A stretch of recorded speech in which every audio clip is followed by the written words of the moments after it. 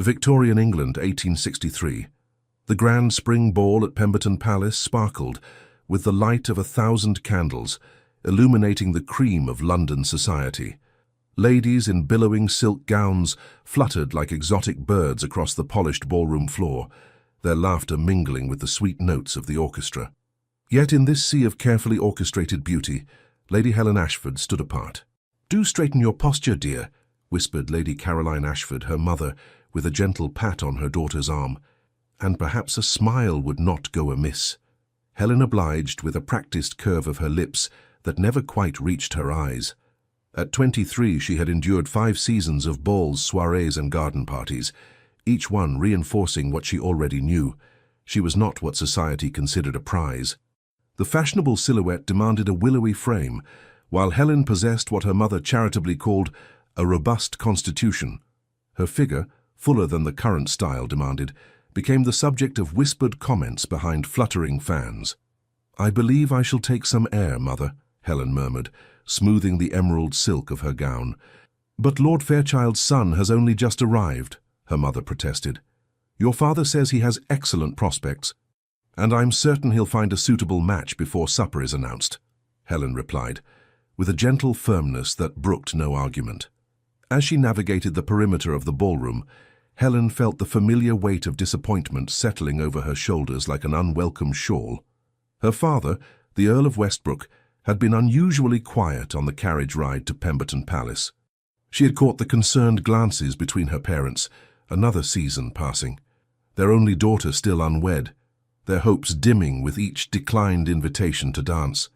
Helen found refuge in a relatively quiet alcove, partially concealed by a potted palm. From this vantage point, she observed the elegant choreography of society at play. Young debutantes with narrow waists and practiced giggles circled prospective suitors like delicate butterflies.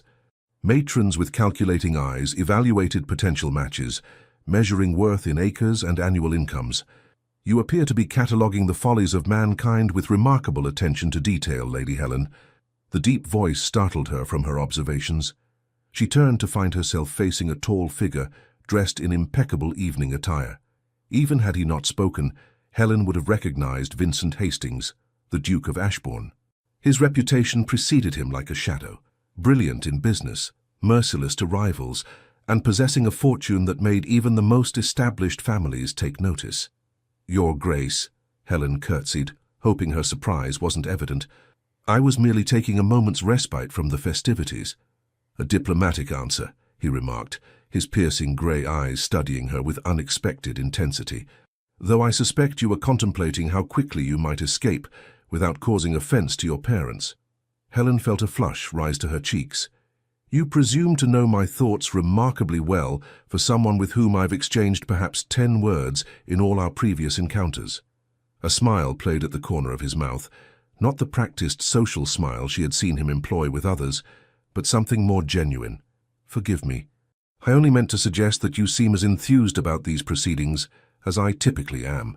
The orchestra began the opening notes of a waltz, and couples moved toward the center of the ballroom. "One waltz with me, Lady Helen," the Duke said suddenly, "and you'll be my wife." Helen blinked, then let out a startled laugh. "My goodness, Your Grace, what a peculiar jest." "Is it?" His expression remained inscrutable, his hand extended toward her in invitation. "Surely you cannot be serious," Helen replied, glancing around to see if others were witnessing this strange exchange. "Perhaps I am. Perhaps I'm not," he answered, his eyes glinting with something she couldn't quite identify. "Does it matter? It's only a dance, after all." Something in his challenge awakened a spark of defiance in Helen. All evening she had been overlooked, dismissed by gentlemen seeking prettier, wealthier, more conventional partners. What harm could there be in one dance, even if the partner was the infamous Duke of Ashbourne? "Very well," she placed her hand in his. "Though I warn you, Your Grace, I may tread upon your toes. I'm not known for my grace on the dance floor." "I shall consider myself warned," he replied, leading her toward the center of the ballroom. As they took their positions, Helen became acutely aware of the curious glances directed their way. The Duke of Ashbourne rarely danced, and never with someone like her, a lady of good family but unremarkable beauty, with no exceptional dowry to recommend her. His hand at her waist was firm but respectful, as they began to move in time with the music. Helen had expected awkwardness, but found instead that they moved together with surprising ease. "You lied about your dancing abilities, Lady Helen," the Duke observed, after a particularly smooth turn. "Perhaps I merely wished to lower expectations," she countered. "A strategic approach," he nodded, the ghost of a smile appearing again, though unnecessary in this instance.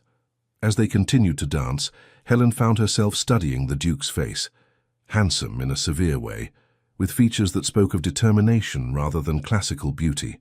His reputation for ruthlessness seemed at odds with the careful way he guided her through the steps of the waltz. "May I inquire as to why you singled me out this evening?" Helen asked, curiosity overcoming propriety. "Surely there are ladies present more suited to your station." "More suited?" He raised an eyebrow. "You're the daughter of an earl." "You know precisely what I mean," Helen replied, her voice low but firm. "I am not the sort of lady gentlemen typically seek as partners, either for a dance or for life." The Duke's eyes met hers with unexpected directness. "Perhaps that is precisely why I find you interesting, Lady Helen. You appear to be the only person in this room who isn't performing for an audience." Before she could formulate a response, the music drew to a close. Helen prepared to curtsy and make her retreat, but found her hand still firmly held in the Duke's grasp. "I believe I should return you to your mother," he said, but instead of leading her to the sidelines, he guided her to the very center of the ballroom. The master of ceremonies tapped his staff against the floor, a signal for attention. Conversations hushed as faces turned toward them. "Ladies and gentlemen," the Duke of Ashbourne's voice carried effortlessly across the now silent ballroom, "I am pleased to announce that this lovely lady has done me the honor of accepting my proposal. I present to you my fiancée, the future Duchess of Ashbourne, Lady Helen Ashford." Helen's world tilted on its axis. Surely she had misheard. This couldn't possibly be happening. "No, no, he is jesting," she protested, her voice barely audible over the sudden outbreak of gasps and murmurs. The Duke leaned close, his smile never wavering as he whispered, "She's merely overcome with emotion. Weren't expecting me to announce it quite so publicly, were you, my dear?" Before Helen could gather her wits to respond, her parents appeared beside them. Her father's face was alight with astonishment and delight, while her mother appeared on the verge of happy tears. "Your Grace, this is— we had no idea," the Earl of Westbrook stammered, clasping the Duke's hand with both of his own. "We are honored, truly honored." "Helen, darling," her mother embraced her, voice trembling with emotion. "Why didn't you tell us? Oh, what wonderful news." Around them, the ballroom had erupted into a buzz of conversation. Helen caught fragments of shocked whispers. How had plain Lady Helen secured the most eligible duke in England? What could he possibly see in her? Was there some scandal necessitating such a hasty engagement? "I think," said the Duke, smoothly inserting himself between Helen and the growing crowd, "that Lady Helen and I should step onto the terrace for a moment. The excitement appears to have overcome her." Without waiting for a response, he guided her through the French doors and into the cool night air of the terrace. The moment they were alone, Helen rounded on him. "Have you taken leave of your senses? What possessed you to make such an announcement?" Her voice shook with a mixture of anger and disbelief. The Duke's composed facade slipped for the first time that evening, revealing a flash of what appeared to be genuine confusion. "I must confess, Lady Helen, I did not expect you to accept my invitation to dance. When you did—" He paused, seeming to search for words, a novelty for a man known for his commanding presence. "I suppose I allowed the jest to carry further than intended." "A jest?" Helen's hands clenched at her sides. "You've announced our engagement to all of society as a jest." "I assure you it was not premeditated," he replied, his composure returning. "But now that it's done, perhaps we should consider the advantages." Advantages? What possible advantage could there be in this farce? The Duke leaned against the stone balustrade, studying her with those penetrating grey eyes. "You gain a husband of considerable means and influence. I gain a wife who, unlike most of the simpering debutantes in that ballroom, appears to possess both intelligence and character. It seems a fair exchange." Helen stared at him in disbelief. "You cannot possibly be suggesting we proceed with this charade. And what would you suggest instead? Shall we return inside and announce that it was all a misunderstanding?" Consider the consequences, Lady Helen. Your reputation would be in tatters. Your parents' disappointment would be profound. A disappointment engineered entirely by you, Helen pointed out, struggling to keep her voice steady. A shadow passed across the Duke's face. Perhaps. But the fact remains that we find ourselves in this situation nonetheless. He straightened, adjusting his already immaculate cuffs. I propose a compromise. We maintain the engagement for a period of 3 months. During that time, we will become better acquainted. If at the end of that period you find the prospect of marriage to me utterly intolerable, I will take full responsibility for breaking the engagement. Helen regarded him with suspicion. And why would you agree to such terms? What do you gain from this arrangement? For a moment, the Duke's expression softened into something almost vulnerable. Perhaps I simply find you interesting, Lady Helen. Is that so difficult to believe?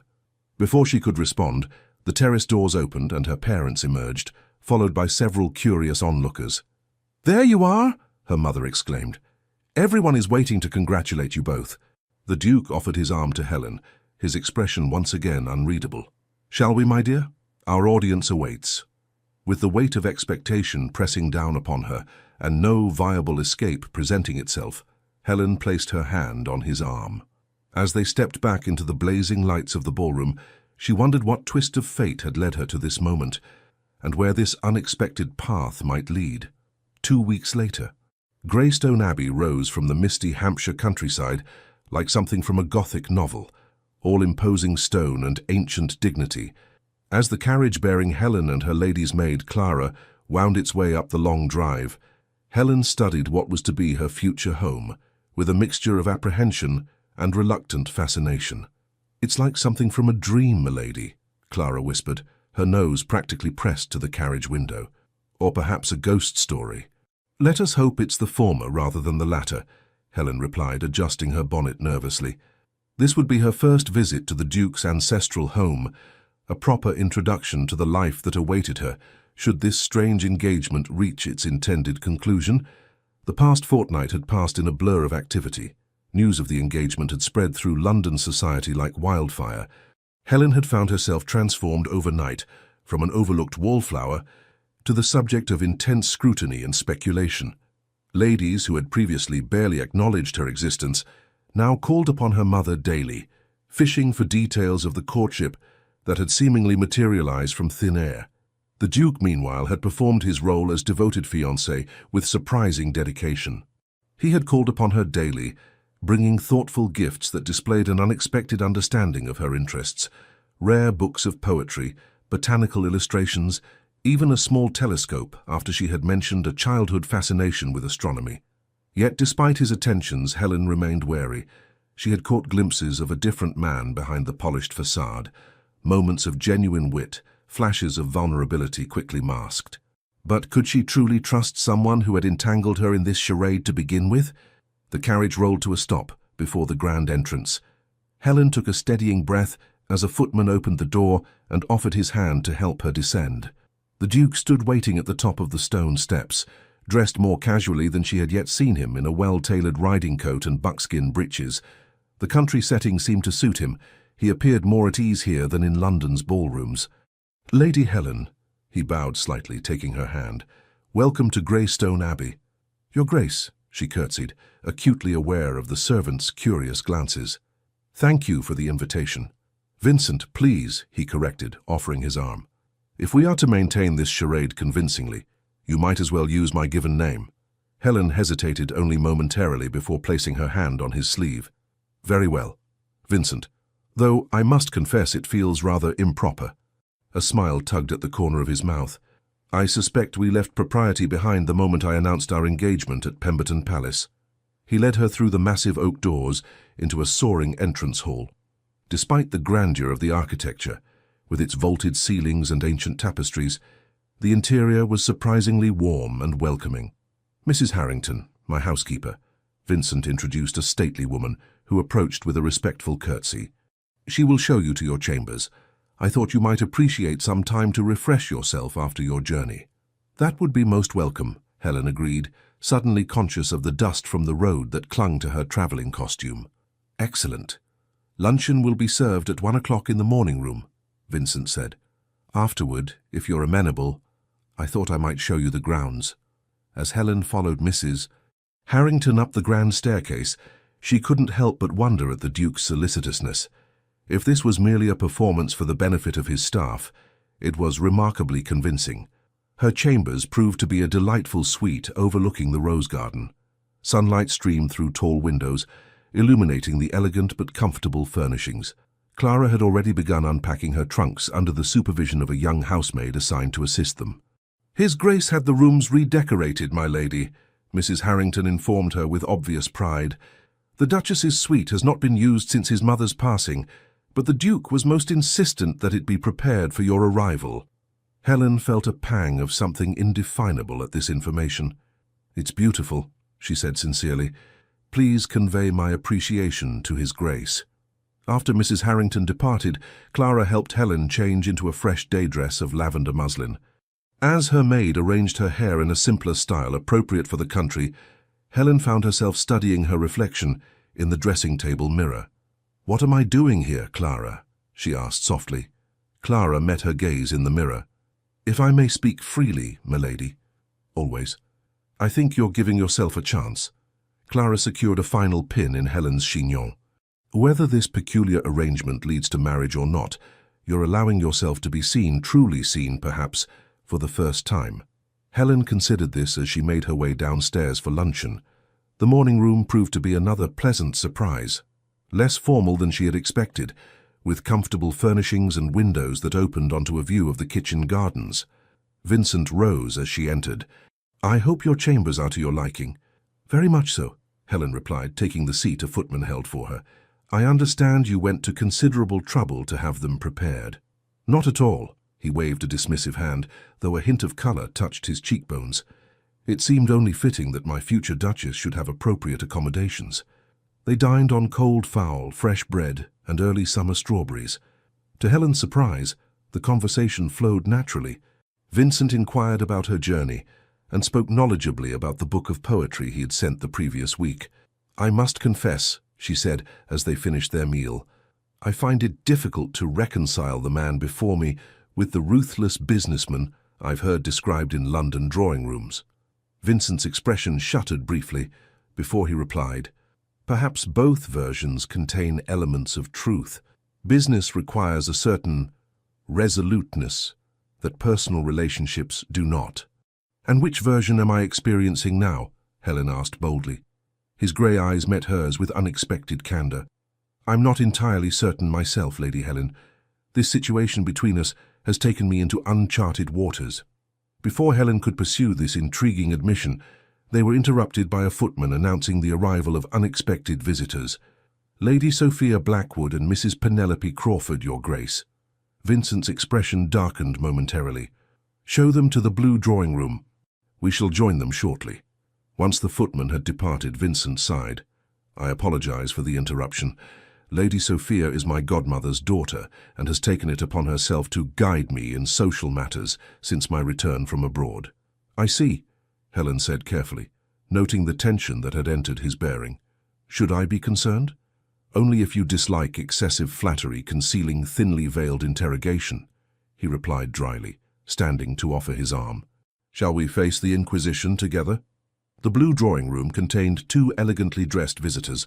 The younger, whom Helen immediately identified as Lady Sophia, possessed the kind of classical beauty that turned heads in any gathering: golden hair, perfect features, and a willowy figure currently draped in expensive French silk. The older woman, presumably Mrs. Crawford, had the sharp-eyed look of someone who missed nothing. "Vincent, darling," Lady Sophia rose in a flutter of azure fabric, extending her hands. "We simply couldn't wait for a formal invitation to meet your bride-to-be." The slight pause before bride-to-be spoke volumes. Vincent took her hands briefly before stepping back. "Lady Sophia, Mrs. Crawford, may I present Lady Helen Ashford, daughter of the Earl of Westbrook?" Helen curtsied politely. "I'm pleased to make your acquaintance." "Lady Helen," Lady Sophia's smile didn't quite reach her eyes. "What a surprise your engagement has been to us all. Vincent has always been so particular about his associations." "A quality I continue to maintain," Vincent replied smoothly, guiding Helen to a settee and taking a seat beside her. Which is why I'm certain you'll understand that we had planned a quiet afternoon. Perhaps we might arrange for you to call another day." Mrs. Crawford gave a thin smile. "Now, Your Grace, we've travelled all this way. Surely you can spare a few moments to satisfy an old friend's curiosity." She turned her penetrating gaze to Helen. "The announcement was so sudden. One cannot help but wonder at the circumstances." "The circumstances are quite simple," Vincent replied before Helen could respond. "I met a woman of intelligence and character and decided she would make an excellent duchess." "How practical of you," Lady Sophia said with a tinkling laugh. Though one usually expects a certain compatibility in such arrangements, shared connections, similar backgrounds, she gave Helen an assessing glance that took in every inch of her unfashionably curvaceous figure. Common interests. Helen felt her cheeks warm, but Vincent's hand covered hers before she could respond. "I find that true compatibility often reveals itself in unexpected places," he said, his tone pleasant but firm. "Helen and I share a refreshing frankness that I value considerably more than shared connections in London ballrooms." Mrs. Crawford leaned forward, her eyes narrowing. "There are rumours, of course. Some suggest the hasty nature of the engagement might indicate particular circumstances." Helen stiffened at the implication, but Vincent's laugh cut through the tension. "If you're asking whether Lady Helen is with child, I can assure you that is not the case. Our engagement, while perhaps unexpected to society at large, is based solely on mutual regard." "How reassuring," Lady Sophia said, though her expression suggested she was anything but reassured. "Though one wonders why there was no proper courtship, no announcement in the papers until after that dramatic scene at Pemberton Palace." Helen found her voice at last. "His Grace and I preferred to keep our acquaintance private until we were certain of our feelings." The lie came more easily than she had expected. The announcement at the ball was perhaps more exuberant than we had planned, but sincere nonetheless. Vincent's eyes flicked to her face, something like admiration flickering in their depths. "Well," Mrs. Crawford sniffed, clearly dissatisfied with this explanation, "I do hope you understand the responsibility of the position you're assuming, Lady Helen. The Duchess of Ashbourne must uphold certain standards. The management of estates like Greystone requires experience, connections, and, of course, appropriate bearing." "I have every confidence in Helen's abilities," Vincent said firmly. "Now, ladies, I'm afraid we must cut this visit short. We have matters to discuss regarding the wedding arrangements." After a flurry of insincere expressions of delight at making Helen's acquaintance and promises to call again soon, the visitors were finally ushered out. Vincent returned to the drawing room to find Helen standing by the window, her posture rigid. "I apologize for that intrusion," he said quietly. "Lady Sophia has harbored certain expectations regarding her position in my life for some time." Helen turned to face him. She hoped to be Duchess. It wasn't a question, but Vincent nodded. "Her mother and my godmother have been orchestrating that outcome since we were children. I have never encouraged those hopes, but neither have I definitively extinguished them until now." "I see." Helen studied him thoughtfully. "That explains her hostility, but not yours. You seem to anticipate their visit with something like dread." Vincent's expression shuttered again, but after a moment's hesitation he replied, "Lady Sophia represents a world I have increasingly come to find hollow, a society that values appearances above substance, connections above character. And yet you move within that world with apparent ease. Necessity often requires us to wear masks, Lady Helen." He gestured toward the window. "Shall we continue with our original plan? The gardens are particularly pleasant this time of year." As they walked among the blooming roses, Helen found herself revisiting their encounter with Lady Sophia. "She is exceptionally beautiful," she observed, testing his reaction. "Conventionally so," Vincent agreed without enthusiasm. "Beauty is common enough in society. What I find far more rare is honesty." "Is that what attracted you to me?" Helen asked, surprising herself with her boldness. "My honesty?" Vincent paused beside a particularly vibrant crimson rose. "You challenged me from our first conversation. You did not feign interest in my title or fortune. You questioned my motives rather than accepting my attention as your due." He reached out to touch a perfect bloom. "In a world of carefully cultivated hothouse flowers, you are a wild rose, authentic and unafraid to show your thorns." The unexpected poetry of his response left Helen momentarily speechless. "I'm not certain that's a compliment," she finally managed. The ghost of a smile touched his lips. "It is perhaps the highest compliment I am capable of giving." They continued their walk in companionable silence, eventually reaching a small, ornamental lake. A stone bench provided a perfect vantage point to observe the tranquil water. "May I ask you something, Vincent?" Helen said as they sat. "You may ask. I reserve the right not to answer." "Fair enough." She gathered her courage. "Why did you really announce our engagement that night? The truth, please." Vincent was quiet for so long that Helen thought he might invoke his right not to answer. When he finally spoke, his voice was low. "I have spent my adult life building walls between myself and others. That evening, watching you observe the ballroom with such clear-eyed assessment of its absurdities, I recognized something of myself in you." He turned to face her, his expression more open than she had yet seen it. "When I approached you, I expected the same flattery and deference I received from everyone else. Instead, you met me as an equal, wary perhaps, but genuine." "That doesn't explain the public announcement," Helen pressed gently. Vincent ran a hand through his hair, the first truly unguarded gesture she had witnessed from him. "When you accepted my invitation to dance, something shifted. I found myself wondering what it would be like to have someone like you by my side, someone who would not simply agree with everything I said, someone who would see the man behind the title. So you claimed me like a prize at a country fair." Helen couldn't keep a note of indignation from her voice. "I acted impulsively," he admitted, surprising her. "It was uncharacteristic. I have built my reputation on careful calculation, yet in that moment—" He shook his head. "I can only offer my apology and the assurance that our agreement stands. 3 months, at the end of which you may decide whether to proceed or to end our engagement with your reputation intact." Helen studied him, trying to reconcile the controlling man who had announced their engagement without her consent with this surprisingly vulnerable figure beside her. "And if I choose to end it, what will you tell society? That I proved unworthy of your affection, that the fault lies entirely with me?" His gaze was steady. "I give you my word." Before Helen could respond, they were interrupted by the sound of approaching footsteps. A severe-looking man in formal attire appeared on the path. "Forgive the interruption, Your Grace, but an urgent message has arrived from London. It concerns the Harrington investments." Vincent's expression immediately transformed, the vulnerability vanishing behind the mask of the calculated businessman. "I'll attend to it directly, Simmons." He turned to Helen with a bow. "Please excuse me, Lady Helen. Duty calls."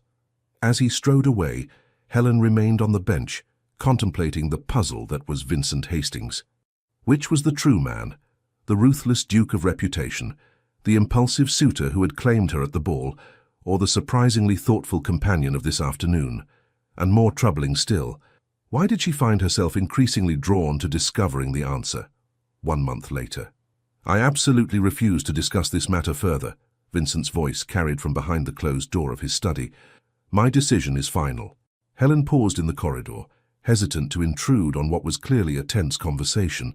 She had arrived at Greystone Abbey that morning for a week-long visit, accompanied by her mother as propriety demanded. After settling in, she had sought out Vincent to discuss the upcoming dinner with the local gentry, their first public appearance as an engaged couple in Hampshire society. "You cannot be serious about this marriage," came another voice, female, cultured, and unmistakably Lady Sophia's. "Think of your position, your reputation." Helen knew she should withdraw, but found herself rooted to the spot. "My position and reputation are precisely why I make my own choices in this matter," Vincent replied, his tone cooling further. "I neither seek nor require your approval, Sophia. But she is all wrong for you. Too plump, too opinionated, too ordinary. What will people say? They will say that the Duke of Ashbourne chose a woman of intelligence and character, rather than an empty-headed society puppet." A sound of frustration from Lady Sophia. "This is about your father, isn't it? This ridiculous rebellion against everything he valued." "Enough!" Vincent's voice cracked like a whip. "My father's values brought nothing but misery to all who depended on him, including my mother. I'll thank you not to invoke his memory in my house." "Vincent, please." Lady Sophia's tone softened to a honeyed plea. We have known each other since childhood. Everyone has always expected that we would eventually— Your expectations are not my obligation, Vincent interrupted. Now, I believe this conversation is concluded. Helen hastily retreated several steps before the door opened. Lady Sophia emerged, her perfect features flushed with anger. She froze when she spotted Helen. "Eavesdropping, Lady Helen? How appropriate for a future duchess." Her voice dripped with disdain. Before Helen could respond, Vincent appeared behind Sophia. His expression shifted subtly when he saw Helen, the cold mask softening into something warmer. "Helen," he stepped forward, deliberately placing himself between the two women. "I wasn't aware you had arrived." "I trust your journey was pleasant." "Quite pleasant, thank you," Helen replied evenly, refusing to be provoked by Lady Sophia's accusation. "Mother and I have just settled in." "Splendid." "Lady Sophia was just leaving," Vincent said pointedly. Sophia's mouth tightened, but she managed a brittle smile. "Indeed I was. Do enjoy your rustic celebration with the local gentry." She directed a final barbed glance at Helen. "So fitting for your future duchess to practice with the minor nobility before attempting to manage London society." With that parting shot, she swept down the corridor, her expensive silk rustling with each angry step. Vincent waited until she had disappeared around the corner before turning to Helen with a sigh. "I apologize for that unpleasantness. Sophia has difficulty accepting situations that don't conform to her expectations." "So I gathered," Helen replied, studying him. The strain around his eyes spoke of deeper tensions than a mere social disagreement. "Are you quite all right, Vincent?" He seemed startled by the question. "I'm perfectly fine. Why do you ask?" "Because you look like a man who has been fighting battles on multiple fronts," she said frankly. "And because I couldn't help but overhear part of your conversation." At his raised eyebrow she added, "Not deliberately, I assure you, but Lady Sophia's voice carries remarkably well when she's agitated." A reluctant smile tugged at his mouth. "Indeed it does." He glanced at the still open door of his study. "Would you care to join me for tea? I find myself in need of more pleasant company." The study reflected Vincent's character in its appointments, elegant but not ostentatious, with well-worn leather chairs and bookshelves that showed signs of frequent use. As a footman brought tea, Helen settled into one of the comfortable chairs by the fireplace. "You mentioned battles on multiple fronts," Vincent said after dismissing the servant. "Your perception is accurate as usual. The Harrington investments I was called away to address during your last visit have proven more complicated than anticipated." "Is it serious?" Helen asked, accepting the cup he offered her. Vincent hesitated, seeming to weigh how much to reveal. "Potentially. A shipment of goods has been seized in Portsmouth on allegations of improper documentation.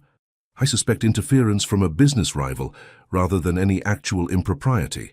"Could this rival be attempting to damage your reputation before the wedding?" Helen ventured. His eyes sharpened with interest. "What makes you suggest that?" Helen set down her teacup.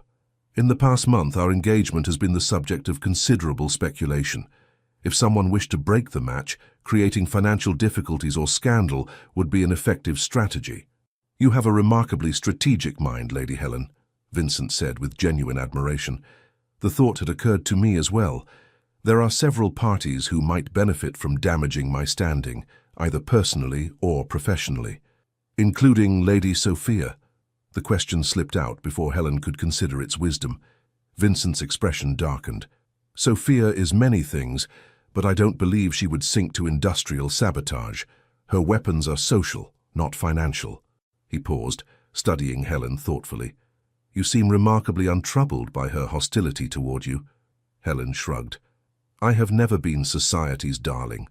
Disapproval is not a new experience." She met his gaze steadily. "Though I will admit it is novel to be disliked for supposedly securing a match rather than for failing to do so." Her dry observation startled a genuine laugh from Vincent, a warm, rich sound she had rarely heard from him. "You continue to surprise me, Helen Ashford." "Good," she replied with unexpected boldness. "I should hate to become predictable." His grey eyes warmed. "I think there is little danger of that." The companionable moment was interrupted by a knock at the study door. Vincent's expression immediately composed itself into its usual reserved mask. "Enter," he called. Mrs. Harrington appeared with a curtsy. "Forgive the intrusion, Your Grace. But Lady Westbrook is asking for Lady Helen. Something about final fittings for new gowns. Helen sighed. Her mother had insisted on commissioning an entirely new wardrobe for her, appropriate for her future station as a duchess. The endless fittings had become a trial of patience. Please inform Lady Westbrook that I shall join her directly, Helen said, rising reluctantly. Vincent stood as well. Before you go, might I request your company for a ride tomorrow morning? There are aspects of the estate I'd like to show you. I would enjoy that, Helen replied, surprised by the genuine regret she felt at ending their conversation. As she followed Mrs. Harrington from the study, Helen found herself reflecting on the changes of the past month. The strangeness of their arrangement had gradually given way to something that, while still complex, increasingly resembled a genuine courtship. Vincent had proved to be a considerate, if sometimes distant, fiancé. Their conversations had deepened beyond polite social exchanges into discussions of literature, politics, and philosophy, areas where Helen's unconventional education had prepared her well. She had discovered in him a sharp intelligence and unexpected flashes of humor beneath the controlled exterior. Yet questions remained. The conversation she had overheard revealed depths of conflict in Vincent's past that she had only glimpsed before. References to his father and the implication of family discord suggested wounds that Vincent kept carefully concealed. The following morning dawned clear and mild, perfect for riding.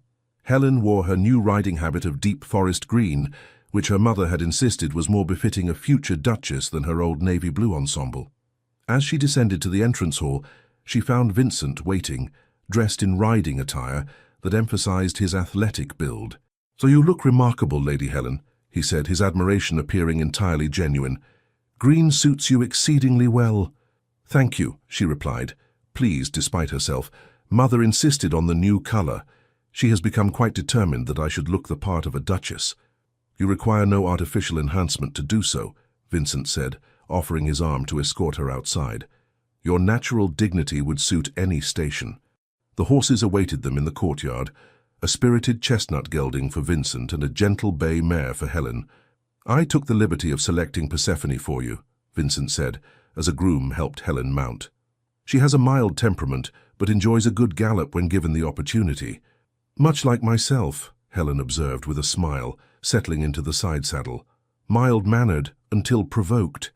Vincent's eyes crinkled with amusement as he swung up onto his own mount.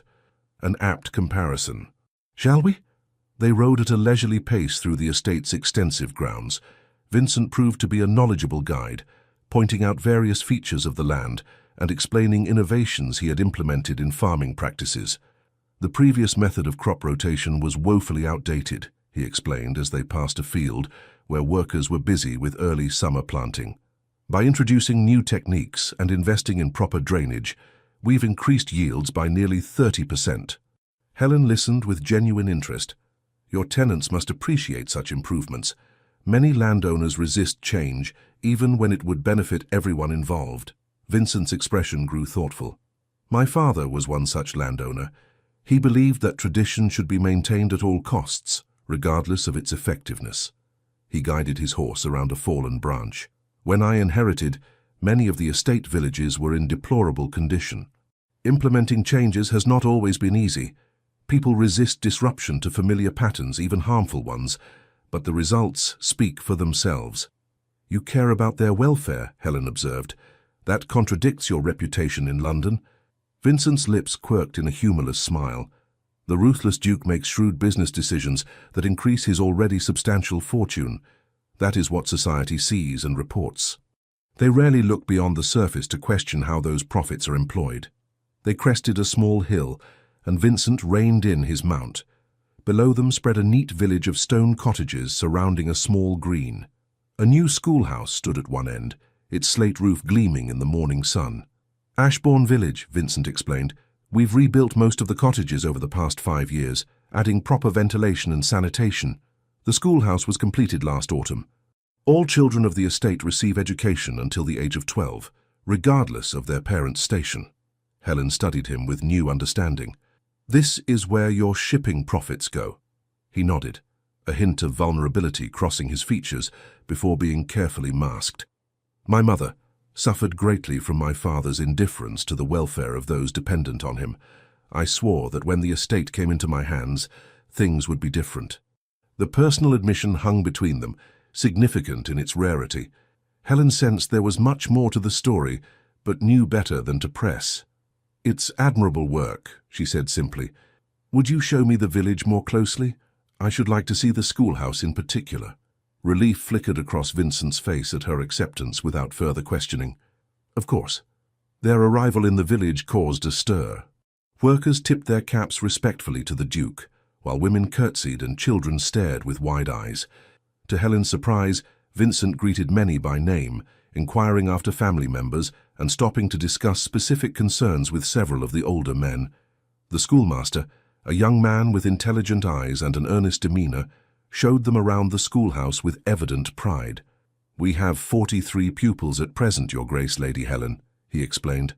"The additional slates you authorized have made a significant difference in our mathematics instruction." "Excellent," Vincent nodded. "And the library books I ordered from London?" "Arrived last week, sir. The children are particularly fond of the illustrated natural history volumes." As they took their leave, Helen noticed a small girl hovering nearby, clutching something in her hands and looking uncertain. "Hello there," Helen said gently, dropping to the child's level despite the constraints of her riding habit. "What's your name?" "Lily, milady," the girl answered shyly. "Lily Cooper. That's a lovely name," Helen smiled. "Do you attend school here?" The girl nodded, then thrust forward what she was holding, a small posy of wildflowers. "These are for you, milady. Dar says you're to be the new Duchess, and will look after us like His Grace does." Touched, Helen accepted the simple bouquet. "Thank you, Lily. That's very kind of you." Vincent, who had been speaking with the schoolmaster, turned at this exchange. Something in his expression softened as he observed Helen with the child. "Miss Cooper gives you high praise indeed," he said, as they remounted their horses to continue their ride. "Her father is one of my most trusted tenant farmers." Helen twirled the small bouquet between her fingers. "The entire village seems to hold you in high esteem. It's quite at odds with how you're perceived in London." "London sees what I choose to show it," Vincent replied. "I find it simpler to keep certain aspects of my life separate from society's prying eyes." "Including your charitable works?" "Especially those," he confirmed. "Genuine good is best done quietly, without expectation of praise or advantage." They rode in contemplative silence until they reached a small hill crowned by an ancient oak tree. Vincent suggested they dismount and rest the horses before returning to the house.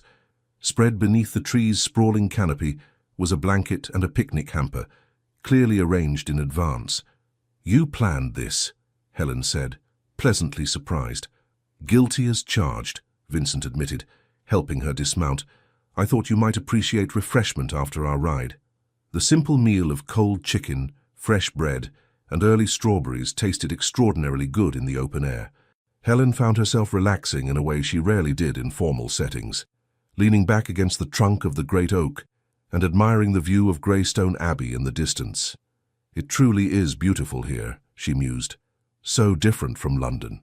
Vincent, sitting beside her, followed her gaze. "I've always found more peace here than anywhere else. London is a necessary evil for business, but this," he gestured to the rolling countryside, "this is home." "You speak of London society with such disdain," Helen observed, "yet you move within it with apparent ease."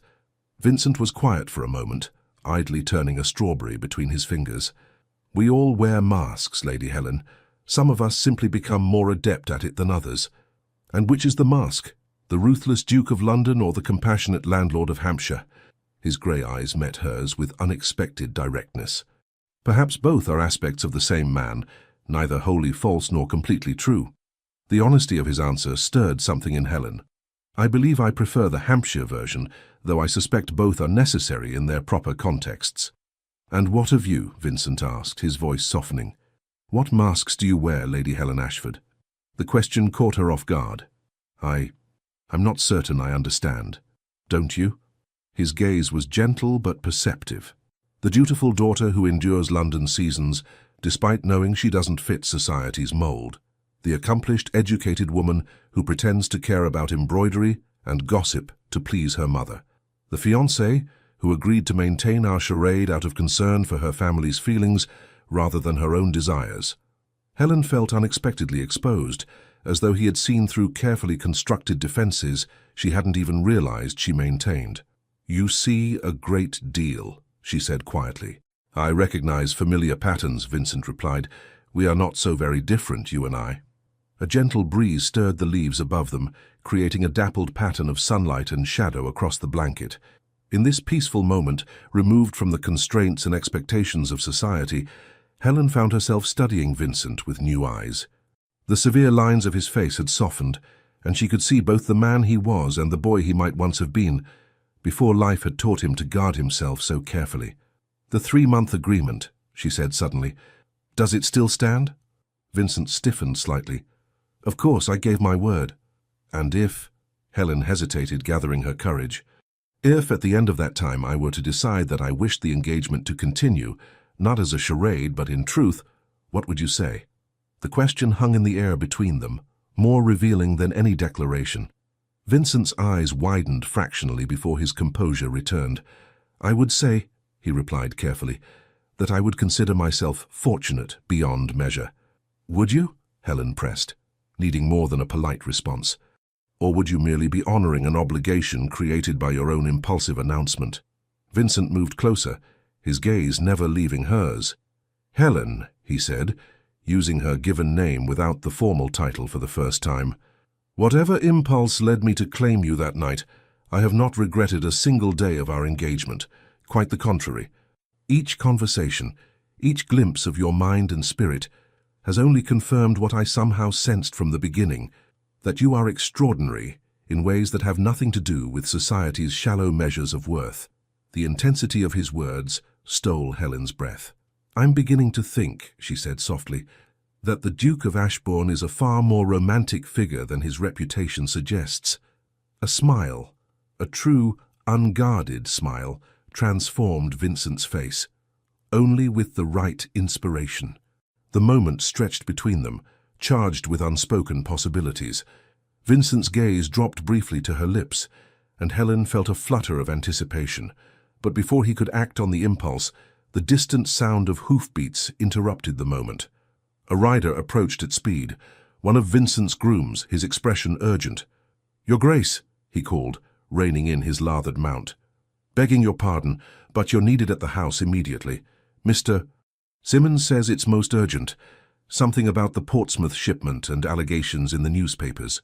Vincent's expression instantly transformed back into the controlled mask of the Duke. "What allegations?" "I don't know the particulars, sir, but Mr. Simmons says there are reporters from London asking questions, and Lady Sophia has arrived with her mother, insisting on speaking with you." Helen saw Vincent's jaw tighten. "Tell Simmons I'll be there directly." As the groom galloped back toward the house, Vincent turned to Helen with regret in his eyes. "I must deal with this. Would you mind if—" "Go," Helen said firmly. "I can find my own way back. This clearly requires your immediate attention." Vincent hesitated. "Helen, whatever you may hear, we shall discuss it later," she assured him. "Some battles must be fought alone first." "I understand." Gratitude flashed in his eyes. He bowed over her hand, pressing a brief, unexpected kiss to her fingers, before mounting his horse and riding swiftly toward the house. Helen gathered the remains of their picnic at a more leisurely pace, her thoughts whirling. The peaceful interlude had revealed more of Vincent's true character than weeks of formal interaction. Yet now some new crisis threatened to intrude upon their growing understanding. As she rode back to Greystone Abbey, Helen couldn't help but wonder what fresh challenge awaited them there, and whether their fragile new connection would withstand the storm. The scene that greeted Helen upon her return to Greystone Abbey was one of barely contained chaos. Servants hurried through the halls with worried expressions, and raised voices could be heard from Vincent's study. Her mother intercepted her in the entrance hall, her normally composed features pinched with concern. "Helen, there you are. What is happening? The house is in absolute uproar, and Lady Sophia arrived in a state of high agitation, saying something about a scandal in the newspapers." "I know as little as you do, Mother," Helen replied, handing her riding crop and gloves to a waiting footman. Vincent was called away urgently, but he didn't have time to explain the details. Lady Westbrook lowered her voice. "There are reporters from London newspapers in the village. asking most impertinent questions about the Duke's business dealings and, she glanced around before continuing, and the nature of your engagement. Helen felt a cold knot form in her stomach. I see. Where is Vincent now?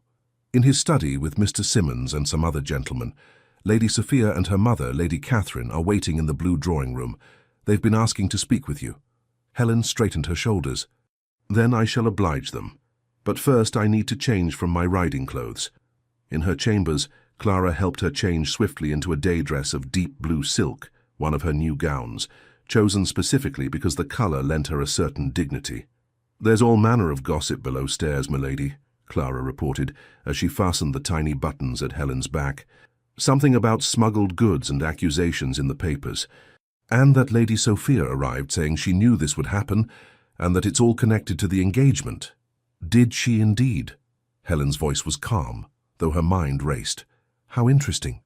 Miss Daniels, Lady Sophia's maid, is telling anyone who'll listen that her ladyship always expected the Duke would come to his senses and make a proper match once this temporary infatuation passed. Clara's indignation on Helen's behalf was evident in every syllable. I see. Helen studied her reflection as Clara arranged her hair. The woman who gazed back at her looked composed and dignified, every inch a future duchess.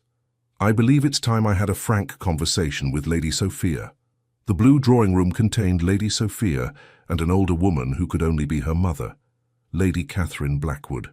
Both women rose as Helen entered, their expressions a study in barely concealed satisfaction. Lady Helen, Lady Catherine inclined her head with minimal courtesy. How good of you to join us. I trust you are aware of the situation.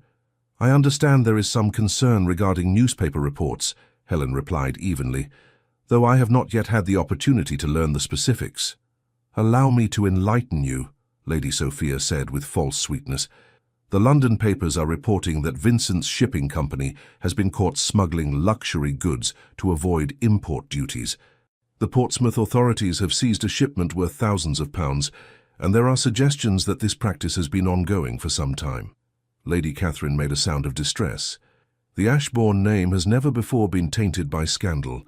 In my late husband's time as the Duke's guardian, such a thing would have been unthinkable.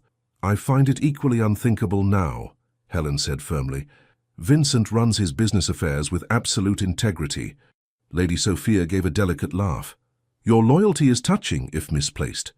But you must understand, Lady Helen, that this situation changes everything.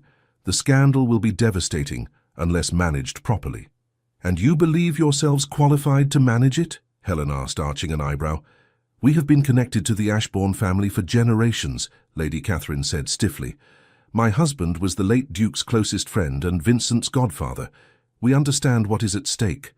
Which is why, Lady Sophia added, leaning forward earnestly, we believe the most prudent course of action would be to announce the dissolution of your engagement immediately. Helen maintained her composure with effort. I fail to see how abandoning Vincent at the first sign of difficulty would improve matters. Lady Catherine's expression hardened. Be sensible, girl. Your hasty engagement was surprising enough when Vincent's reputation was unblemished. Now with scandal brewing, society will inevitably draw unfortunate conclusions about the nature of your connection. They will assume, Lady Sophia spelled out bluntly, that Vincent was entrapped into offering for you, perhaps through some impropriety, and that this business scandal is merely the first indication of his judgment being compromised. Or, Helen countered, they might conclude that in times of trouble true character reveals itself, both in those who stand firm and those who seek advantage from others' misfortunes. Lady Sophia flushed. You mistake our intentions. We care deeply for Vincent's welfare. So deeply that you arrived with remarkable speed to suggest I abandon him at the first hint of trouble. Helen shook her head. Forgive me if I find your concern somewhat calculated. The door opened before either woman could respond, and Vincent entered the room. His face was grave, the strain of the past hours evident in the tightness around his eyes, but his bearing remained proudly erect. Ladies, he acknowledged them with a slight bow. I apologize for keeping you waiting. Lady Catherine rose immediately. Vincent, my dear boy, we came as soon as we heard. This dreadful business is being addressed, Vincent finished firmly. The allegations are false, as I will shortly prove. Of course they are, Lady Sophia said soothingly, moving to his side and placing a hand on his arm. But the damage to your reputation in the meantime. We've been discussing with Lady Helen the wisdom of postponing the wedding until this matter is resolved. Vincent's gaze shifted to Helen, a question in his eyes. Actually, Helen said calmly, Lady Sophia was suggesting that breaking the engagement entirely would be the most prudent course. I was explaining why I disagree. Vincent gently but firmly removed Lady Sophia's hand from his arm. I see. His voice was cool. I appreciate your concern, but my personal affairs are not open for committee discussion. Vincent, Lady Catherine protested, you must think of the Ashbourne name, of your position in society. A scandal of this nature will be addressed directly and decisively, Vincent interrupted. The facts will speak for themselves once they are brought to light. He moved to stand beside Helen. As for my engagement, it stands. Indeed, Lady Helen and I were discussing this very morning the possibility of moving the wedding date forward rather than postponing it. Helen managed to hide her surprise at this unexpected declaration. They had discussed no such thing, but she understood immediately what Vincent was doing, asserting control of the narrative and denying his detractors the satisfaction of seeing his personal life disrupted by their machinations. How impulsive, Lady Sophia said, her voice strained. One might almost wonder if there are additional reasons for such haste. The only reason, Vincent replied with deliberate emphasis, is that I see no purpose in delay when my mind is quite decided. He placed his hand over Helen's where it rested on the back of a nearby chair. Now, if you'll excuse us, I need to speak privately with my fiancé. Lady Catherine drew herself up with wounded dignity. I see our concern is unwelcome. Come, Sophia. We shall return to London immediately. You're welcome to stay the night, Vincent offered with perfect courtesy, though his tone suggested he expected, and preferred, refusal. No, I think not, Lady Sophia replied tightly. Clearly our presence is superfluous now that you have such a steadfast supporter in Lady Helen. After they had departed, Vincent led Helen to his study, dismissing the servants with instructions not to disturb them unless absolutely necessary. Once they were alone, he sank into a chair with a weary sigh, the carefully maintained facade cracking to reveal genuine exhaustion. I apologize for involving you further in this mess, he said, rubbing a hand across his face, and for the presumption of announcing plans to advance our wedding without consulting you. It seemed the most effective way to silence their immediate interference. It was, Helen agreed, taking the seat opposite him. Now, tell me the truth of this situation. What exactly is happening? Vincent studied her for a moment as if assessing how much to reveal. Then, apparently deciding on complete candor, he explained. The Portsmouth shipment contains French silks and other luxury goods. The documentation is entirely in order, with all appropriate duties paid. However, someone has bribed officials to claim irregularities and has simultaneously planted stories in the newspapers suggesting smuggling and tax evasion. Who would do such a thing? Helen asked. I have my suspicions, Vincent replied grimly. Lord Richard Harrington, a business rival who has opposed me in several recent ventures, stands to benefit considerably if my reputation is damaged. The timing is particularly suspicious, as I'm currently negotiating to purchase controlling interest in a shipping line he has also been pursuing. You mentioned this Harrington investment before, Helen recalled. Could Lady Sophia or her mother be involved as well? Vincent hesitated. I would not have thought them capable of industrial sabotage. Social manipulation is more their style. But the coincidence troubles me. They appeared remarkably quickly after the news broke. As if they were anticipating it, Helen suggested. Precisely. Vincent leaned forward, his expression intent. The most damaging aspect of this situation is the speed with which the allegations have spread. Someone ensured that the newspapers received anonymous information simultaneously with the seizure of the goods. What will you do? I've sent my solicitor to Portsmouth with all the original documentation proving the legality of the shipment. My agent in London is speaking with the newspaper editors, demanding retractions, and I've dispatched letters to my most important business associates assuring them of the falsehood of these claims. Helen considered this information carefully. You need to address the source as well as the symptoms. If Lord Harrington is indeed behind this, he must be dealt with directly.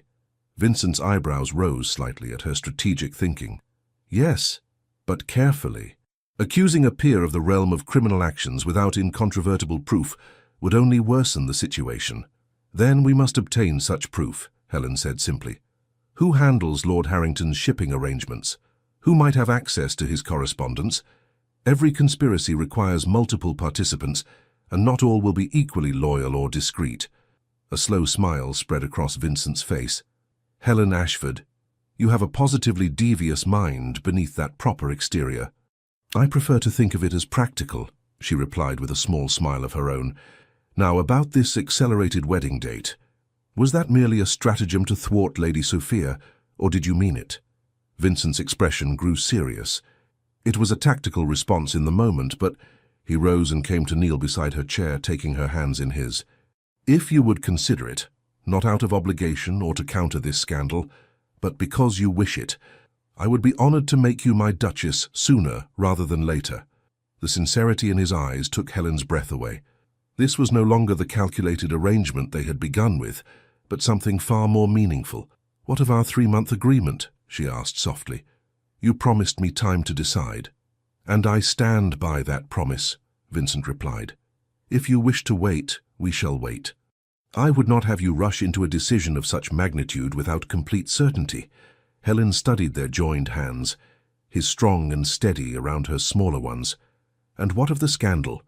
Won't it reflect poorly on me to marry a man under such a cloud, however unjustly it formed? That is precisely why I would release you from any obligation if you wished it, Vincent said gravely. I would not have your reputation tarnished by association with mine. My reputation, Helen replied with unexpected firmness, is my own to risk, and I find I have developed a rather strong aversion to allowing others to dictate the course of my life based on their narrow definitions of propriety. Hope flickered in Vincent's eyes. Does that mean— It means, Helen interrupted gently, that I have no intention of abandoning you to face this alone. As for hastening the wedding, she paused, considering her words carefully. I believe we should resolve the immediate crisis before making such a decision, not out of doubt or hesitation, but because I would have our wedding day unclouded by scandal or speculation. Vincent raised her hands to his lips, pressing a fervent kiss to her fingers. You continue to astonish me, Helen Ashford. When I made that impulsive announcement at Pemberton Palace, I could not have imagined finding a woman of such strength and character. Nor could I have imagined finding a man whose public mask concealed such depth and integrity, Helen replied softly. For a moment, they remained thus, connected by joined hands and newfound understanding. Then Vincent rose, his expression shifting back to determination. We have work to do, he said, the Duke once more though with a new warmth in his eyes. If you're to stand with me in this battle, you should know all the details. Over the next hour, Vincent shared every aspect of the situation with Helen, valuing her insights and suggestions. Together, they crafted a strategy to counter the allegations and identify the true culprits. By the time they emerged from the study, a plan was in place, one that would require both Vincent's business acumen and Helen's social intelligence to execute successfully. The following days passed in a flurry of activity. Vincent travelled briefly to London and Portsmouth to address the business aspects directly, while Helen managed affairs at Greystone Abbey, receiving visitors with calm dignity and neither confirming nor denying the various rumours that circulated. When Lady Caroline expressed concern about the potential scandal affecting Helen's reputation, her daughter surprised her with her resolute response. If I were to abandon Vincent at the first sign of trouble, Helen said firmly, what would that say about my character? What kind of duchess would I be if I valued social approval above loyalty and justice? But darling, her mother protested weakly, your future position will be what I make of it, Helen interrupted gently. Vincent has shown me that titles and wealth mean nothing without integrity to guide their use. I would rather be the wife of a good man under a cloud of false accusations than the pampered ornament of a man with no substance. Lady Caroline studied her daughter with new eyes. You love him, she said, wonder in her voice. This began as such a strange arrangement, but you've actually fallen in love with him.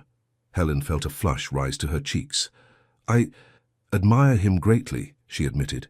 His public persona conceals a man of remarkable principles and compassion. And he cares for you as well, her mother observed shrewdly. I've seen how he looks at you when he thinks no one is watching. Whatever peculiar circumstances brought you together, I believe you may have found something genuine amid the artifice. Vincent returned from London 3 days later with an expression of grim satisfaction. He sought Helen immediately, finding her in the library where she was composing correspondence. "We have him," Vincent announced without preamble. Harrington's clerk came forward with evidence. Apparently his conscience couldn't bear the weight of the deception any longer. Helen set aside her pen, relief washing over her. What exactly did he reveal?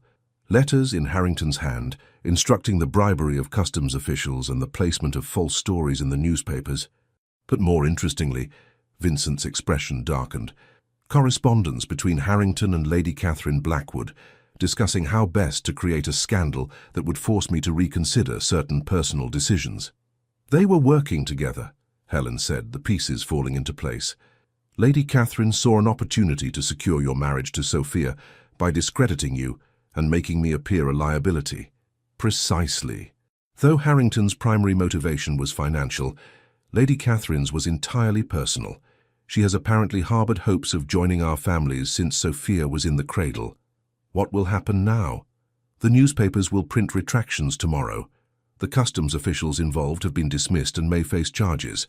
As for Harrington, Vincent's mouth set in a grim line. He faces financial ruin. Several of his investors have withdrawn their support in light of his actions. And Lady Catherine and Sophia will find themselves notably absent from society's most exclusive gatherings for the foreseeable future. And us? Helen asked softly. What of us, Vincent?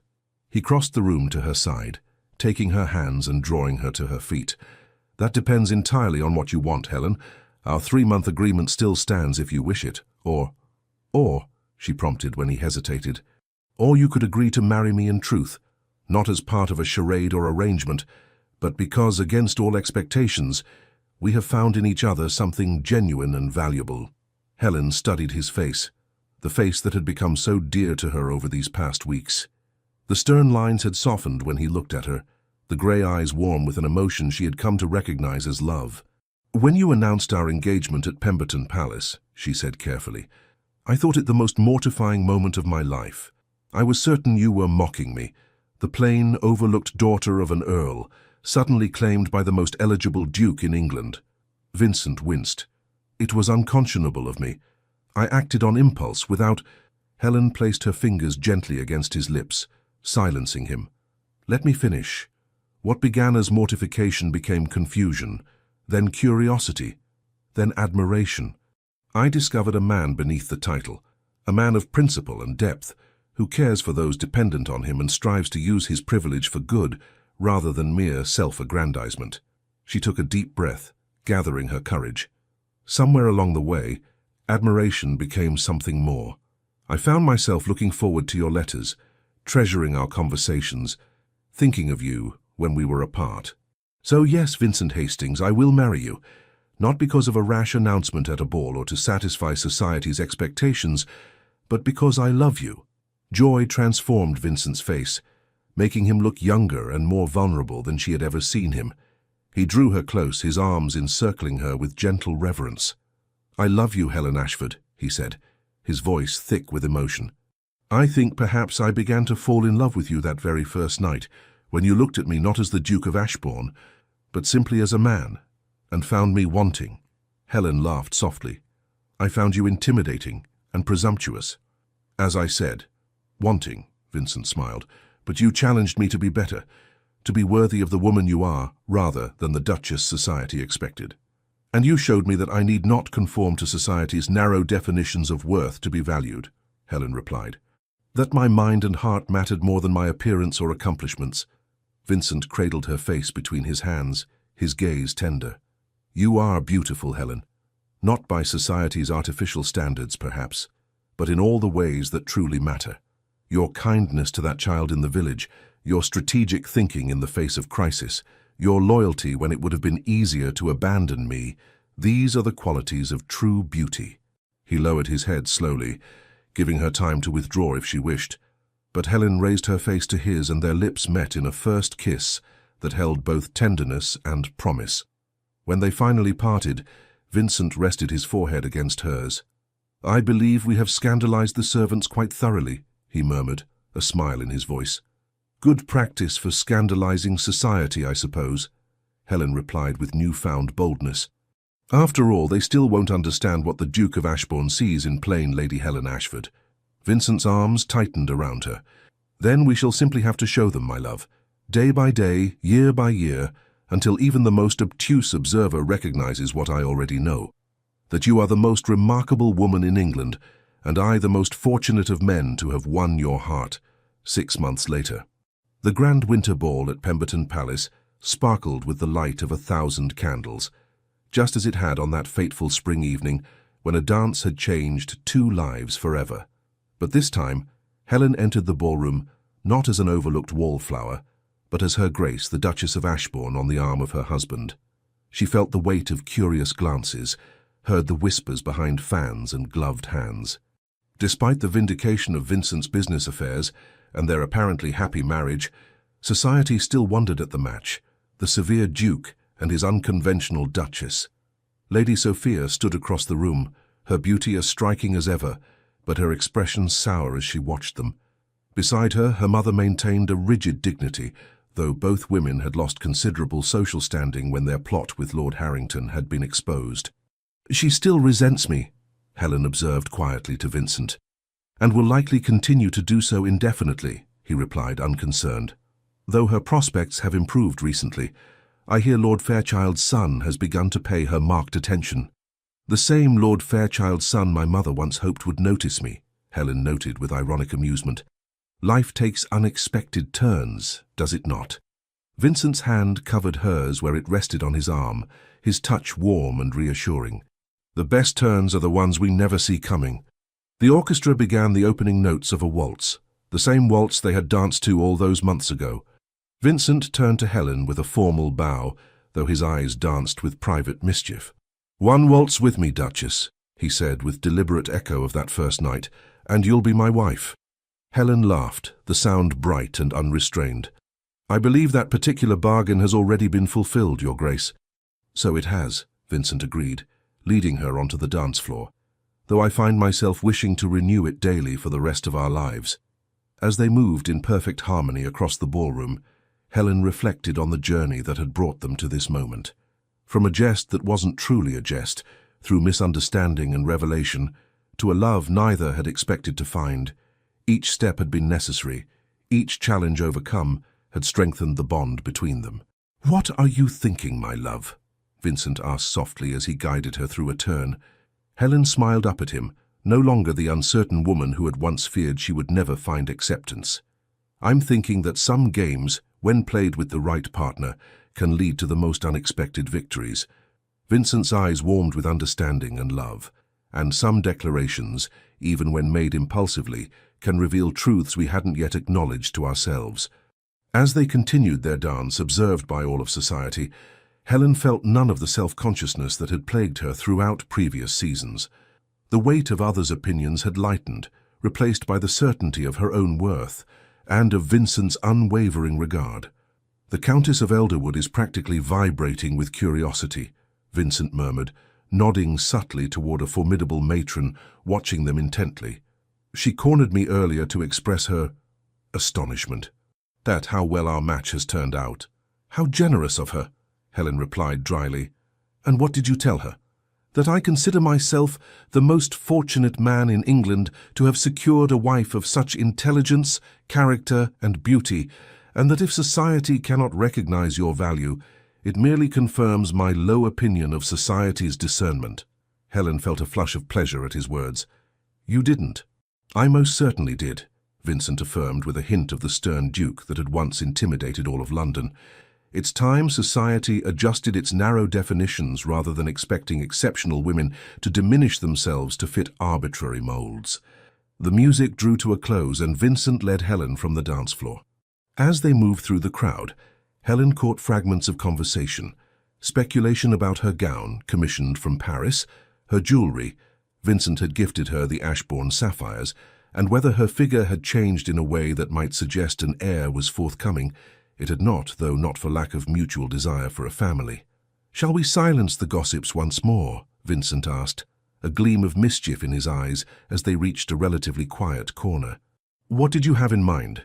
Helen asked, recognizing the expression that still occasionally took her by surprise, the playful side of her husband that so few were privileged to witness. In answer, Vincent drew her into a modest but unmistakable embrace, pressing a brief kiss to her forehead with obvious affection. Around them, conversations faltered as society registered this public display of genuine attachment between the Duke and his unconventional Duchess. "Shocking," Helen murmured, though her eyes danced with amusement. "What will people say?" "That the Duke of Ashbourne is clearly besotted with his wife," Vincent replied, unrepentant. "And they would be entirely correct."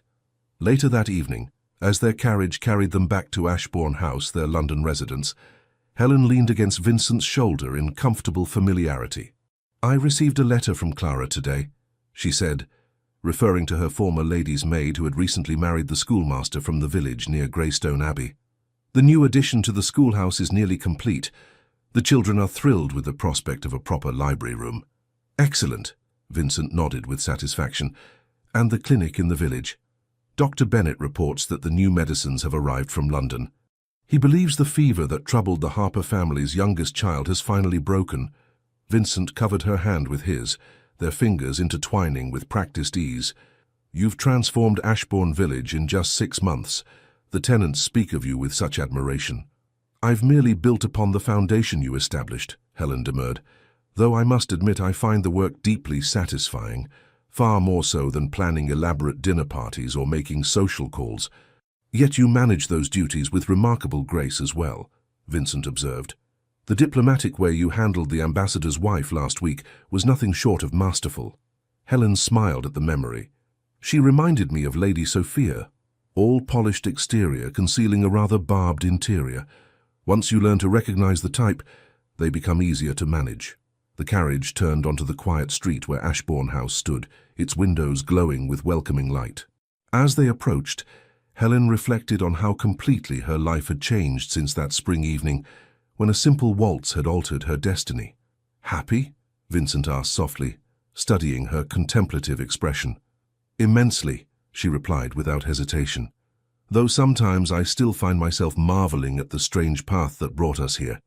If you hadn't approached me that night, if I hadn't accepted your invitation to dance, if I hadn't made that impulsive announcement," Vincent added, a shadow of old regret crossing his features. Helen turned to face him fully. "I've never asked you directly what made you do it. What possessed you to announce our engagement before all of society when we had barely exchanged more than a dance?" Vincent was quiet for a moment, seeming to search for the right words. "There was a moment during our waltz," he finally said, "when you looked at me, not with the deference or calculation I was accustomed to, but with clear-eyed assessment. You saw me, Helen. Not the title, not the fortune, but the man beneath. And in that moment I realized how rare that was, how precious." His hand tightened around hers. "The announcement was impulsive, yes, but the impulse came from a recognition, perhaps not fully conscious even to myself, that I had found something unique and valuable that I was unwilling to relinquish." "Even though you barely knew me?" Helen asked, touched by his explanation but still wondering at the risk he had taken. "Even then," Vincent confirmed, "though I will admit I had no idea how completely my initial impression would be confirmed and exceeded as I came to know you truly." The carriage came to a stop before their home. Vincent helped Helen descend, but paused before they ascended the steps to the front door. "In business," he said thoughtfully, "I've often trusted my instincts. Those immediate impressions that arise before conscious thought has time to analyze, they've rarely led me astray."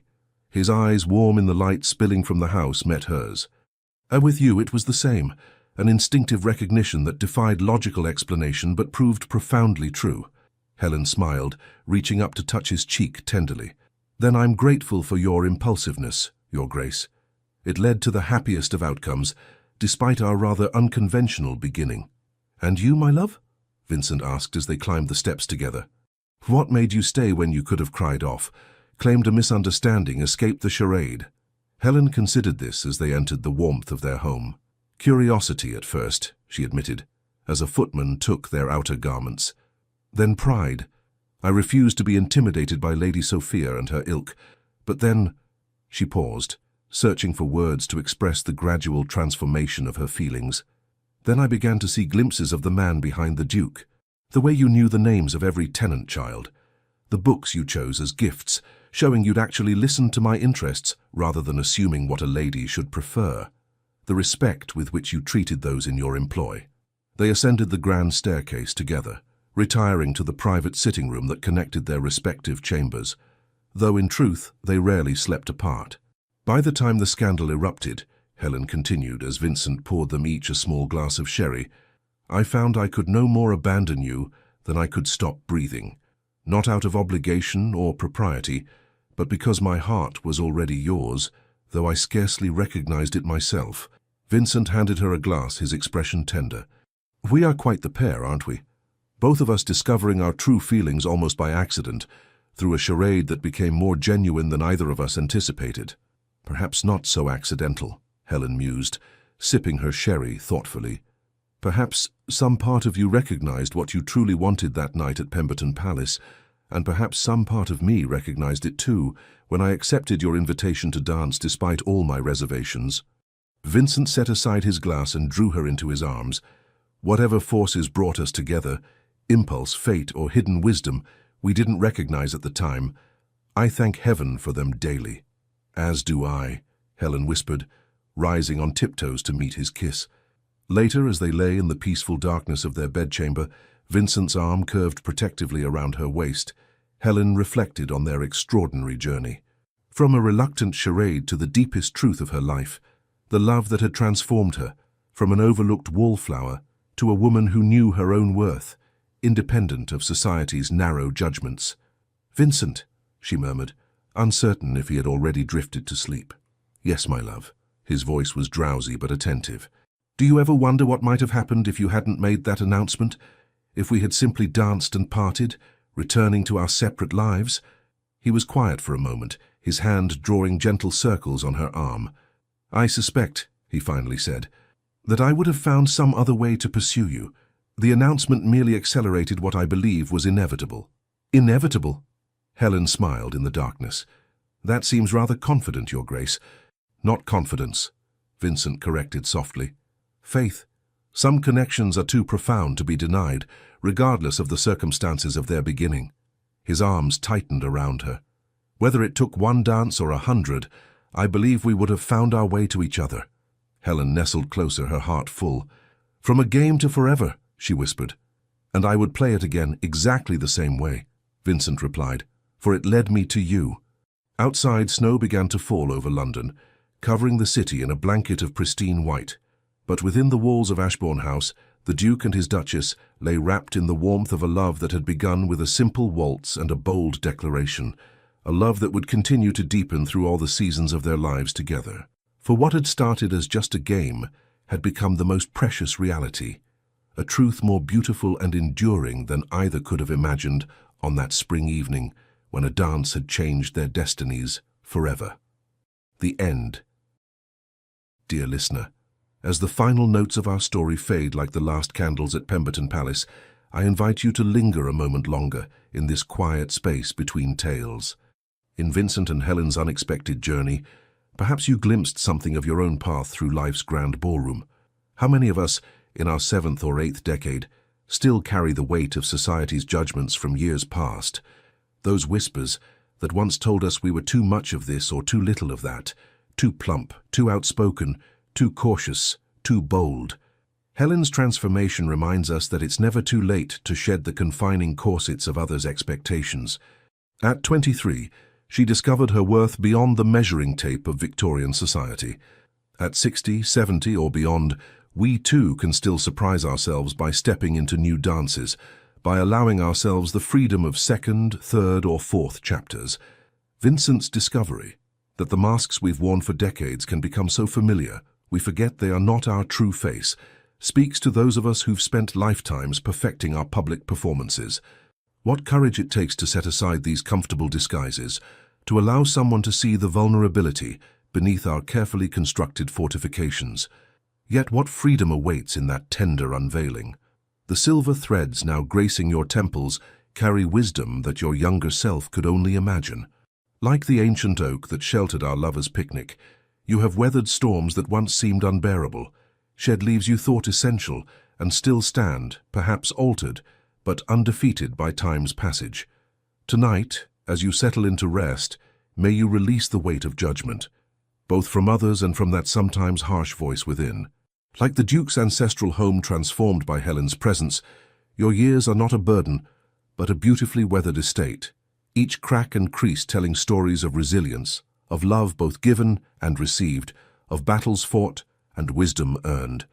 Tomorrow, when dawn breaks, may you greet it with the quiet confidence of those who know that true value, like true love, only deepens with the passing seasons. Your hands may bear the marks of time, but they are all the more beautiful for the lives they've touched, the burdens they've carried, the joys they've celebrated. In a world that too often worships at the altar of youth, be like our Helen, standing firm in the knowledge that character, kindness, and authentic presence will always outshine the fleeting sparkle of artificial standards. Your worth was never found in fitting into society's narrow definitions, but in the unique melody you've contributed to life's grand orchestra. Sleep well tonight, wrapped in the assurance that your story, with all its unexpected turns and beautiful imperfections, is still unfolding, still worthy of being told, still captivating those fortunate enough to know its narrator. With profound gratitude, Legends of the Fall team. Thank you so much for staying with us until the end of this story. If this story touched your heart, please like this video, leave us a comment, and share it with someone you think would enjoy it too. We invite you to subscribe to our channel and help support our storytelling project so we can continue crafting new tales full of love, redemption, and transformation. And don't forget, at the end of this video, another suggested story will appear. Click and be surprised by another unforgettable journey from the bottom of our hearts. Thank you.